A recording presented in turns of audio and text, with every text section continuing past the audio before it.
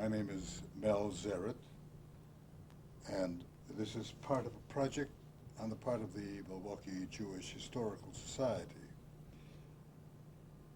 I'm going to be talking with Louise Abrahams-Yaffe, who's been a distinguished leader of the Jewish community for many years, and from whom many people have learned and who's led.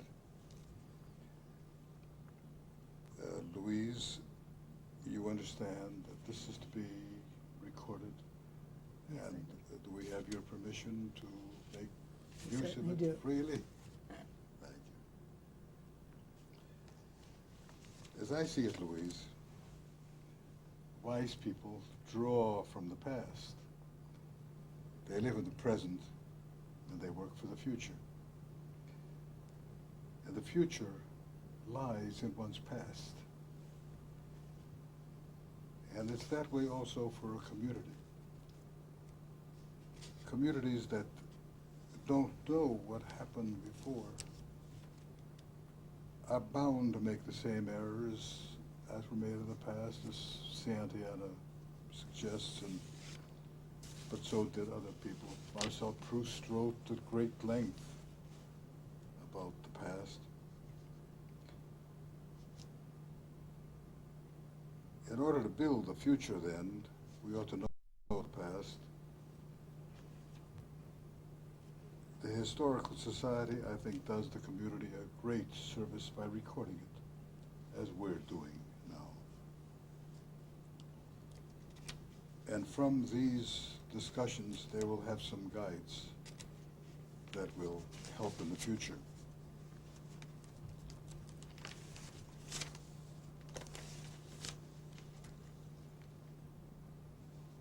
You played a significant role throughout the years in this Jewish community, and you still do. You've undoubtedly been a very astute observer. You know a good deal about what has taken place, what happens now. But first of all, we need to have a bit of identification about you yourself, the source of the information. Where were you born? What was your family origin? Where did they come from? When did they come to America and to Milwaukee? Why did they come here? Why? Well, my family moved to Milwaukee when I was a junior in high school, and I was born in Philadelphia. I was raised there through my grade school years. Lived in a rather generalized community. I know that one of the questions that people ask is whether you were raised in a Jewish community. And I was to a certain extent, I guess, but I never was aware of it. I mean, there were 15, 16 families that were in the area, and they were friends. I never realized that maybe they were friends because other people didn't want to be friends with them at all. I absolutely didn't know it. But as I think about it now, the people that I call my grade school friends were the Jewish kids, of course. And it's because we did go to temple together, and we did, to go to Hebrew classes and all of that. And you become far more attached on that basis. And I guess I still remember some of the others, but they were not my friends in that same sense. So it's interesting. Where did you live? What part of the city did you live? Lived in West Philadelphia, which is now the slums of the city. But it was lovely back then. We lived right on the Parkway. And when you came to Milwaukee, what part of the city did you live in? Moved to the east side, to Shorewood, and went to Shorewood, graduated from Shorewood High School. Was the same thing true in terms of the associations of the family here? No, it was very interesting. Moving out here, my family name is Ogens, O-G-E-N-S. And we've searched to find out. The closest meaning to it is the Hebrew word for the melon, Ogen. But I don't know that we have any real sense of what the name came from. But it was never changed at all. And that's why I think it interests all of us, and we've all tried on the internet to do something about it. Names are very interesting. Huh. Mine in Hebrew has two meanings, little finger and service. I prefer the latter. I would think so. Were you members of a synagogue? Did you associate with a synagogue? Yes, yeah. In Philadelphia, I think it was called I'm not sure what the name was, Har Zion or Bar Zion or something like that, in Philadelphia. And in Milwaukee? In Milwaukee, well, we moved to Chicago in between, and I was confirmed at Shalom, whatever they say it is. They pronounce it differently. But when I moved to Milwaukee, nobody knew that we were Jewish. And nobody tried to be nice or in any way. I could pick out certain names, like Goldstein and Ginsburg and Friedman or something like that, Levy, and I would seek those people out. But other than that, because I had already been confirmed, I didn't, we joined the temple right away, Emmanuel, but I never got to meet the people. And so what happened to me was that I actually joined a Christian sorority. And and that continued through my first year in college because I was very young. I was still 15 when I graduated from high school. And so they made me stay in town. And during that first year, I was starting to go out with lots of boys, and my folks weren't very happy. That's when they joined the center very actively. And I did a lot of dramatic stuff in those days. And I was in the center plays, and that gave me a whole different outlook on the Jewish community here. Did the family pursue Jewish traditions in any way? Yeah, I think they did. My grandparents had a very large home in what's called Strawberry Park, also now a slum, but beautiful then. And all of the families came into the one house for Passover for the whole week. And we all lived there. And down in the rec room downstairs, there was stuff for the kids, and we could have milk and things that you couldn't have otherwise. But the Seders were just something to look forward to in both families. The other one was not nearly as wealthy, my dad's family, but those two were just glorious kinds of events. And the same thing happened at the high holidays. Here in Milwaukee, you say that the family determined that they ought to join the Jewish Community Center in order to see to it that there were Jewish contacts, and that you had Jewish contacts. That's as right. a young girl and a budding young woman. That's right. And they thought it was important. So that a sense of Jewish identification apparently had a good deal of meaning to them. Always was important to them. Yeah. Did they ever relate themselves to any of the social agencies? My mother had been president of Hadassah in Philadelphia, which was it's a big city. And quite an honor. From the chapter to the head of it, quite a the job. city head. Yes, it was. And she had made Zionism a tremendously important thing to all of us. And I can remember being dragged to Atlantic City one hot Sunday afternoon and sitting in a tent where you could just have been dying from the heat, just pouring sweat. And it was because the first president of Israel, who was going to be Chaim there. Weizmann. Mm-hmm. Yeah. Well, that's a good reason for going to Atlantic City. Much better than the reason that people use now to go and lose their money. Money, you're right. Especially the poor people who can't afford it. Yes, you're right. Your father, what kind of work did he do when he came to Milwaukee? He was in the millinery business, came here with, I'm trying to think, I'm not going to remember the name again, of a big company that had millinery stores throughout the country. And he was in charge of some 280 millinery stores in this region, several states. So he traveled to check on all of them, and That was his work. Prior to that, he had had a factory of his own in Philadelphia. That was the trade that he learned, and then the business he went into.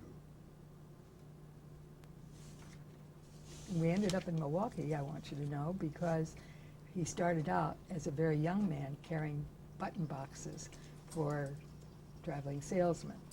And because he had to help bring some money into his family where there was none. And they had escaped the pogroms in Russia. On one of the trips, he was in Chicago and felt very lonesome and very unhappy. And the man he was with said, on Sunday we're going to have a good day. You'll come up to Milwaukee. We'll take the boat up. And they did it and saw Milwaukee and had dinner at Toys.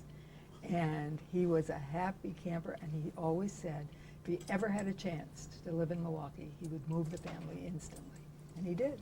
Well, Toys was the Chinese Jewish restaurant. Chinese restaurant in those days. Was it not? Yes. Now, you lived in Milwaukee through the wars, through World War II and the wars that followed, the Korean War, the Vietnam War.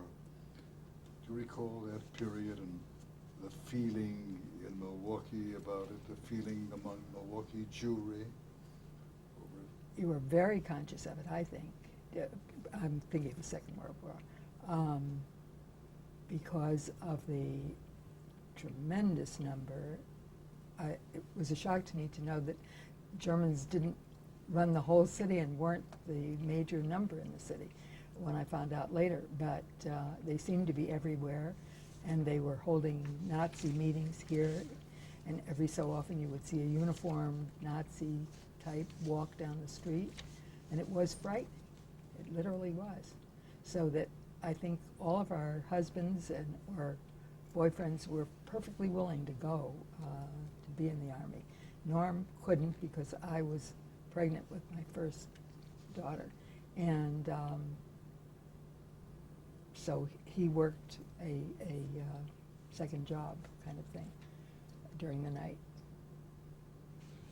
Now then, you became very involved in the Jewish community. I can recall some things in which you were involved. I wonder whether you have an understanding as to what it is that would have influenced you to do those things, to become so involved, to become so identified with Jewish things and with the community as a whole. I think, Mel, that it started when we had our first child. And right from the start, it was important to Norm, whose father was a rabbi from Green Bay, and a circuit riding rabbi in one of those little carts with a horse. And it was very important to both of us, and we talked about it ahead of time, to have our children be Jewish and know what it meant and appreciate it. And so when the temple, Emmanuel, had some kind of little children's, I don't even remember the name of it anymore, organization, but you brought your child, you know, for certain holidays and that kind of thing. I did it, and before I knew it, I seemed to be the chairperson of that. And then that sort of put me on the board of the sisterhood. And I think 2 years later, I was the program chair, and Babs Breslauer was the president, and her husband died, and I was the vice president. And so at 25, I think I had to be president of the Emmanuel B'nai Yeshua and Sisterhood. And it was a tremendous experience because I was scared to death. All of the people had been on the board for 16 years or 20 years or whatever. And I wasn't in a position to exactly tell them what they could do next, you know. But we did do some things, and I was able to get about 150 people involved in the sisterhood, which was a totally new thing, because maybe 30 or 40 had been. Extraordinary achievement. It was an exciting thing to do. And then that. And you were only a young woman. Yes, I wasn't very young. And you were also in the synagogue that was rather dominant in this Jewish community, particularly at that time. Do you recall the dichotomies? Were there any between that synagogue and others, between the people who lived on the east side, close to the synagogue, as compared with those who lived on the west side and other parts of the city? There were people who related to each other and people who did not. Can you comment on that? It was a great shock, because living in a city like Philadelphia, we hadn't run into that, not nearly as much at all. And to have people say that, oh, he comes from the west side, you can't go out with him on a date, it was one of the great shocks of my life. And one of the things that I did that shocked a few people on the east side, I guess. But I chose people that I enjoyed being with. And it didn't matter to me which side of town they happened to be raised on. But that was, unfortunately, one of the things that existed in this community. I'm glad it's gone now. I must tell you that when I moved here, I had a father who was a rabbi, an Orthodox rabbi, and I was unaware of the dichotomy between groups, and I learned about it when I moved to Milwaukee, and I too was shocked. Louise, though, you became influential in the Jewish community, and in many ways, I tell you, a model for others. Were there any people who, from whom you learned, who influenced you, people who might have been, any people who might have been models for you? Any teacher, any community leader? Babs Breslauer was certainly an extremely supportive person for me, and independent in her own way. Definitely a member of the East Side community, yes, but willing to take chances, willing to try new things, willing to develop new programs, not just stay in that same rut. And I think that was something that was a big help to me, because when I went back to be the sisterhood president the second time, they had just really faded into nothing. And I was on the committee that was trying to find a new president, and they couldn't find one. We tried calling lots of people, and they wouldn't touch it. And so people pestered me, and I said I would do it under one condition, and that was that I could tear it out by the roots and start it over again in a totally different fashion. And that was the development of the circle system, and that's how I was appointed to the National Board of Reform, Judaism, et cetera, et cetera. Well, then you've been witness to the changes in the community from the time in which there was a virtual dominance by one synagogue in terms of leadership roles, and you've seen that change. Yep. Now you became active in a number of organizations within the Jewish community. Mm-hmm. What were they? Council, Hadassah, JFS. Those were the early boards that I remember, and Federation. And in the JFS, you also became a trainer of volunteers? Well, I later worked for them, but when I was, probably about 28 or 30, I was on their board. And what led you to also on the give home. of yourself to the Jewish Family Service?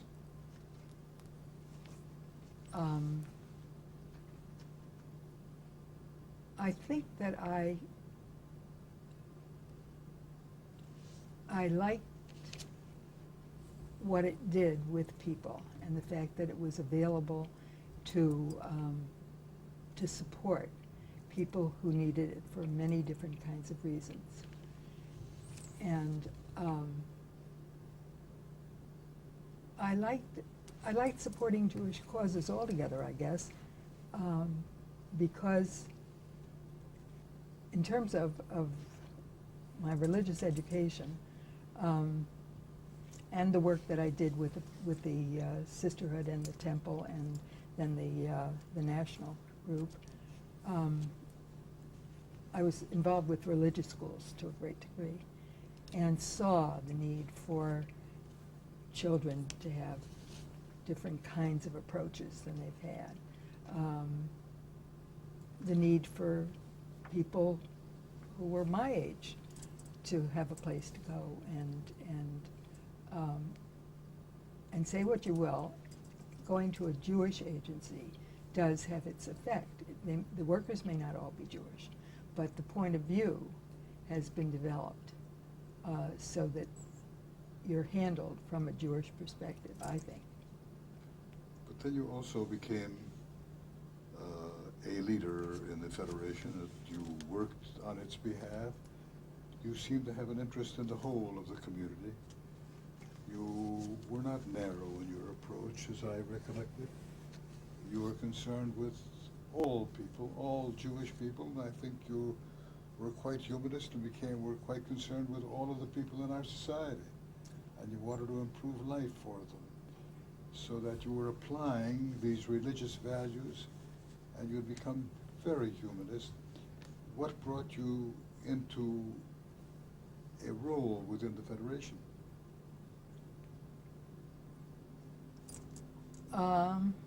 Need for funds, I think, Mel, originally, actually. I remember Edith Klein and myself doing some kind of a dinner party and sending out, I don't know, we got about 40 or 50 people in a park somewhere, and it was a very nominal kind of thing, you know, when you look at the kinds of fundraising that came later. But it was just part of life to be supportive of Jewish causes and things. You think your mother's involvement in Hadassah had influenced you? No doubt. No Was doubt. Israel a factor for you? Yes. Yes. You then were involved in this Jewish community for a long time. Mm-hmm. You were quite young when you became involved. I recollect some involvement in campaign and raising that money and doing what had to be done. Participating in such things as fashion shows. Yes. That was a fun one to bring. That one I had seen in Chicago and saw how successful it was. And we did a miniature version of it initially, which developed over a few years. It was pretty helpful. But it became a basic part of the women's division for many years, as I recall it. yeah, And you were the leader in the earliest of them. yeah. I That can did. recall the hard labor That was. required, and the imagination and vision. Well, I think that's what I enjoy doing, finding new ways to do things and involving people. And part of that, Mel, is also, you know, when I think about what particular Jewish education, the Pirkei Ovid.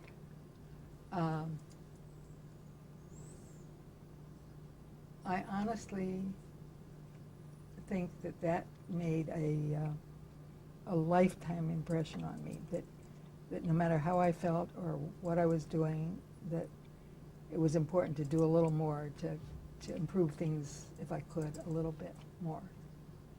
And I think that's how I moved into the general community, because when I was finishing my work with JFS, and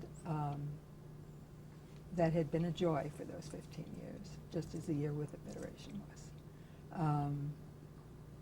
But I knew that I needed to do something, and I was, 70 years old. So I decided that what I had to do was move into some political arena and get things changed that I knew were wrong for the elderly in terms of the laws. And I didn't know the first thing about it, but I was lucky enough to find an ad. Actually, I contacted AARP, and they never answered. But I saw a little ad in the paper that they were opening a chapter on the North Shore, and I went to the meeting. And there were about 200 people there, believe it or not, all interested in AARP, and a great many of them whom I knew. And they had a very set program, all arranged and very cut and dried, and they had a set of officers that you could just elect, and that was it. And included in the 5 officers, one was a husband and wife, which is pretty bad planning when you're developing a new organization to include a husband and wife. So the vice chair was somebody who had, Ted Tatelman, who had worked for me as a volunteer. And so I talked to Ted and said, you know, that's not such a hot idea. You spread it around and get more people involved. And the other thing that they had done was, with all those people there, they had not taken a name or address down. And so when they finally said, are there any questions? I never shot to my feet as fast as that. And I said, yeah, I think you're absolutely right about all the stuff you've done and how wonderfully well all of us can be of help to you.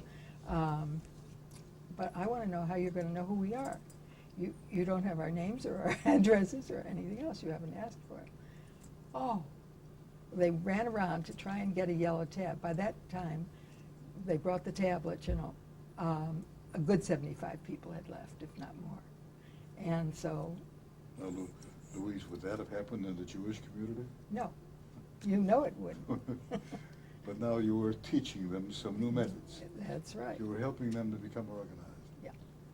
But you went on, as I understand it, to have some major roles in representing the well-being, the welfare of older people, many of whom I would regard as quite defenseless, people who needed help, people who needed people to stand up for them.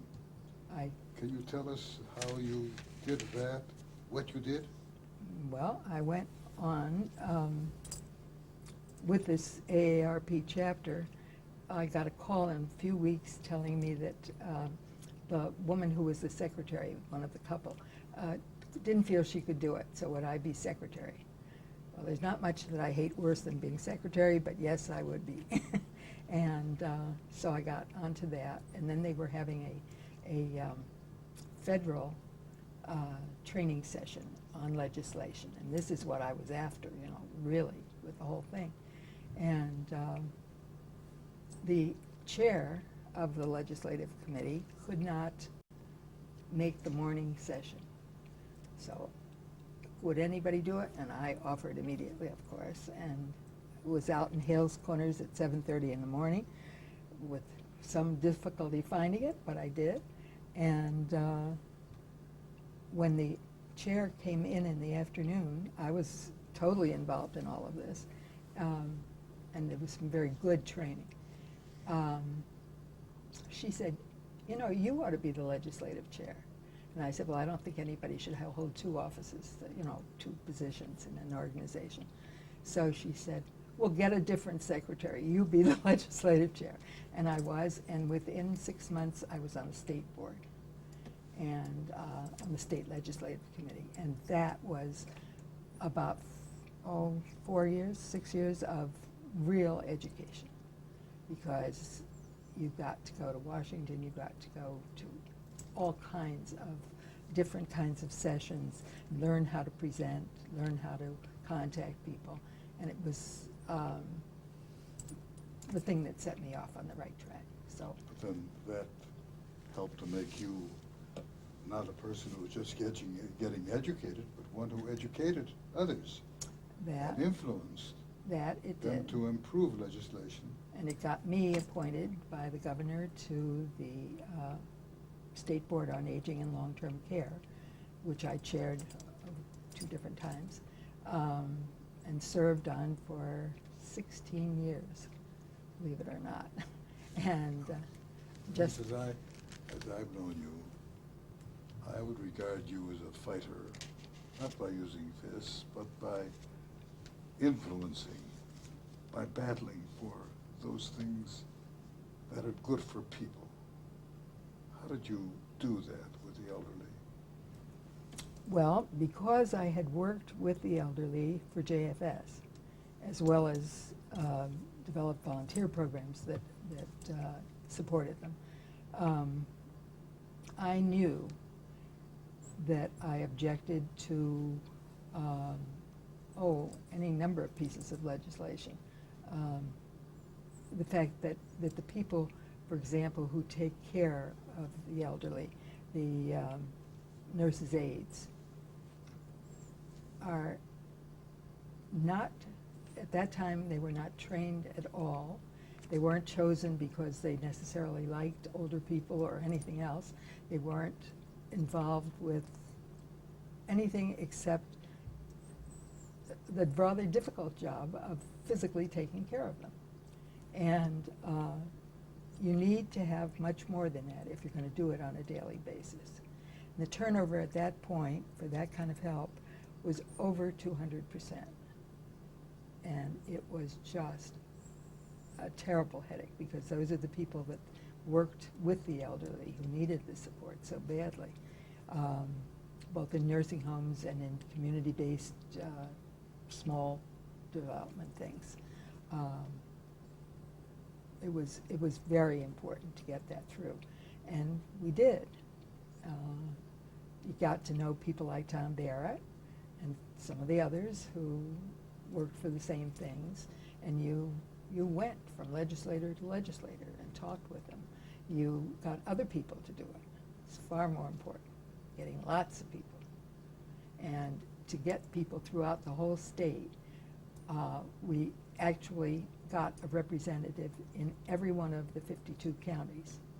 52 or 72? I never can remember, whichever it is.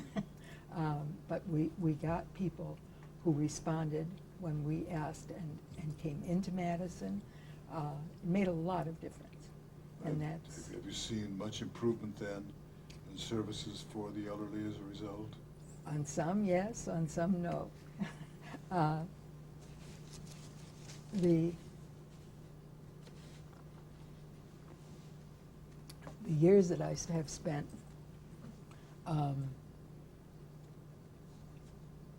trying to improve nursing home services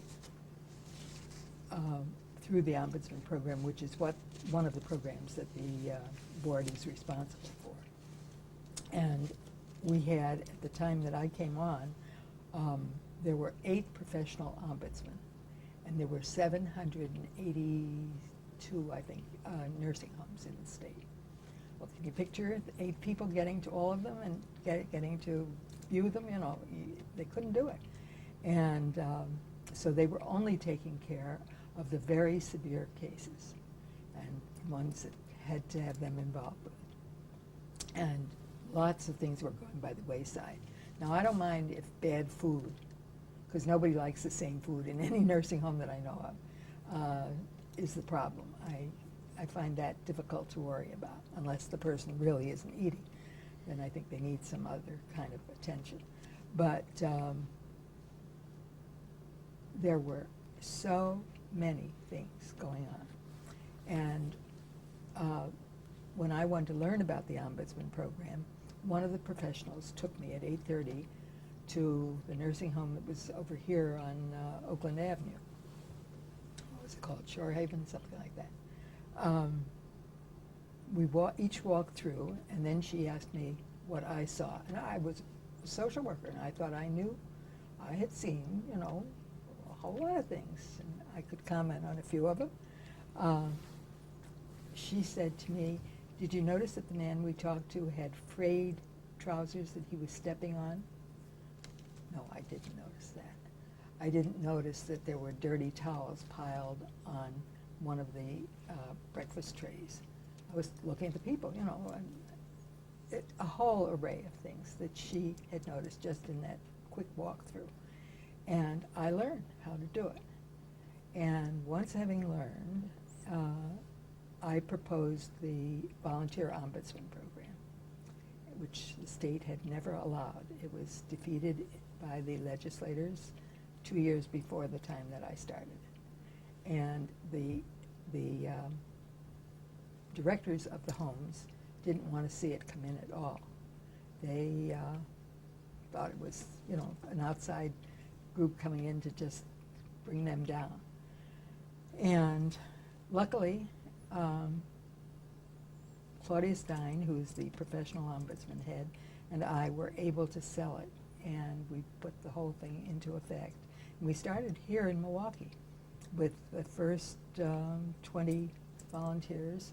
Some of them were out of my old group of Jewish volunteers, naturally, that I had worked with over the years, and some were from members of the county group, which I had been invited to join. It seems to me that with that one move, which took a while to achieve, you had raised the level of care because the people involved knew that there was going to be oversight, that they knew that they would be, that the programs, the service would be checked up on, that they had to serve people well, even those who did not care very much for the elderly and the work that they were doing, so that you piqued their consciences.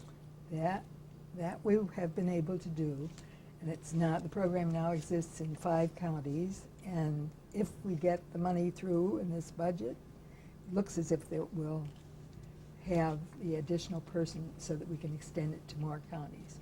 But that I am still working with. And it seems to me, Louise, that what you've just described, as I hear you, is a kind of a synthesis between your own Jewish background, your work with the Jewish Family Service, and the application of it to the state, to people who you did not know intimately. They were not your friends, and you were reaching out to people with whom you felt involved and intertwined. And you were pursuing the Jewish admonition of the not to cast the elderly off in their old age, which is almost like a commandment, so far as I'm concerned. Louise, as you know, the Federation, the Jewish community, all Jews have an interest in Israel, some deeper than others. You've lived through the period of the Holocaust, the struggle for the creation of the State of Israel, which some people saw only as a haven of refuge, and others as a homeland. Now it's become the core of Judaism, and it's on the front pages of every newspaper. Every day, in the mouths of all broadcasters on television, a matter of great interest. How do you see the connection between people in a Jewish community and Israel? I think What?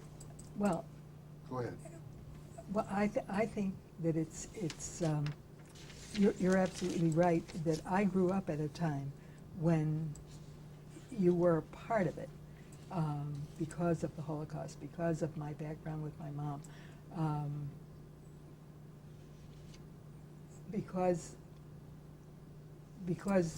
there was that need for it. And then I was lucky enough to win a fellowship to live there for 10 weeks back in 1964. And that was one of the most exciting 10 weeks of my life. I came back from that. It's the only time they ever ran one like that. It was for people from various Reformed temples. No, not Reformed, various temples. I guess that was it, all different kinds. And there were a couple of rabbis in the 18, so it was a variety of Jewish people who went. And I was absolutely fascinated because we were on a bus most of the time with a biblical expert who placed the situation, the scene for you, and current event type people who brought you the modern situation that was happening in that particular city or town, and the problems that were being raised. And we lived in every kind of accommodation, from the lovely hotels to, it was about 3 weeks, I guess, on a kibbutz, Gesher Hazid, and we all had gotten materials and learned, and I thought everybody knew all about everything. We get to Gesher Hazid, and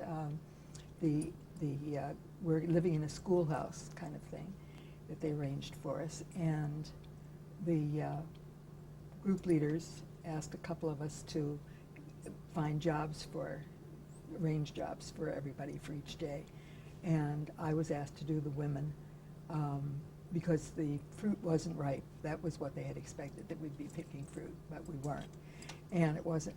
So I looked at the list, and the first thing on it was cleaning the house that we were living in. So I said, who wants to take the house cleaning? And there's complete silence. And then one of these women, not from Milwaukee, thank goodness, but you'll hear the type. She said, well, couldn't we pay somebody to do that? I said, I'll do that, real fast. And that was the kind of combination group this was. So they learned a lot. I certainly did. And everybody wanted to clean the house after the first day. So I did other things, and everybody did. And I was a builder. I was it's a binyan, isn't it? Yeah. What else? I was in the, I can't think of the word at this point, but it's where they do the chickens. And I had to twist things out of the chicken's neck.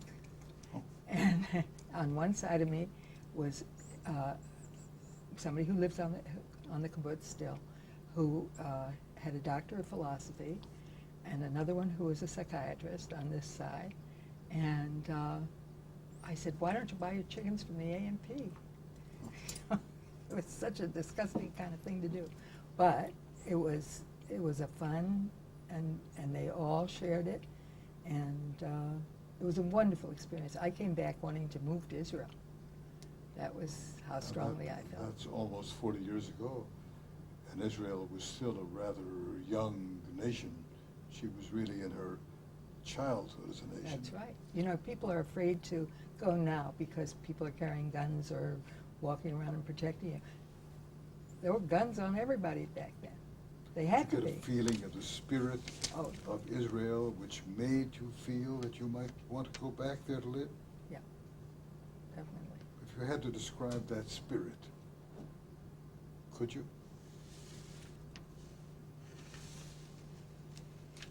Yeah, it left me with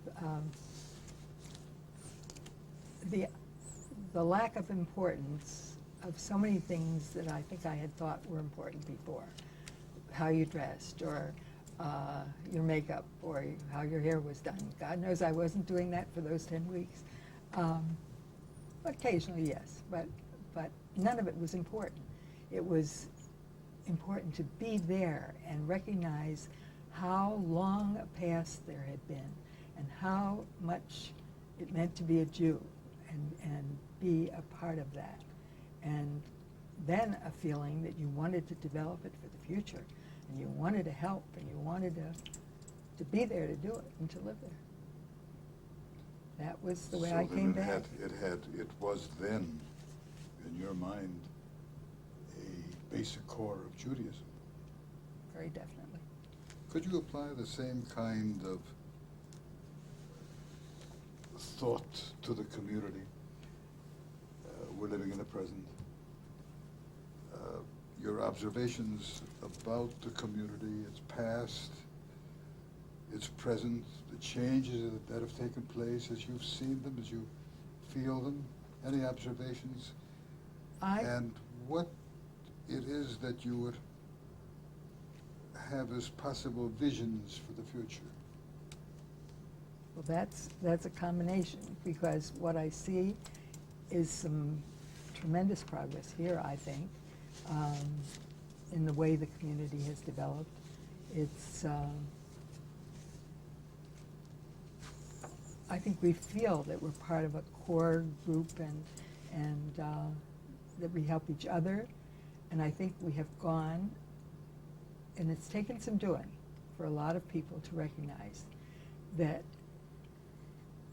there are fewer Jews now in the United States, for example. I don't think we can just be for Jewish causes. The Jewish causes are affected by everything that happens on the larger scale in the broader community. And not the Judaism, not the religious part, but certainly lots of the caring for people. And I see great progress being made in terms of people recognizing that, working hard for the Jewish community still, and supporting the Jewish organizations, but also moving out into the larger community, into the various facets of it. And I hope they do what I do. I talk about my Judaism when I'm at the county meetings, or whether I'm at West Side Center or whatever. I tie what I'm asking them to do into some Jewish religious thought, if I possibly can, because I think that's important. I think it's important for them to know that I'm a Jew and I am there and I care about everybody, and I want to see these things go ahead. And I think that is what's happening now much more among our Jewish population. And people learn from what you do that Jewish people help each other, and they also see in what you do the way in which Jewish people reach out to other people. Wouldn't that be in keeping with the kinds of things that we learn in Jewish life, the admonitions of Hillel, to be for others as well as for ourselves? Exactly. Louise, I thank you very, very much.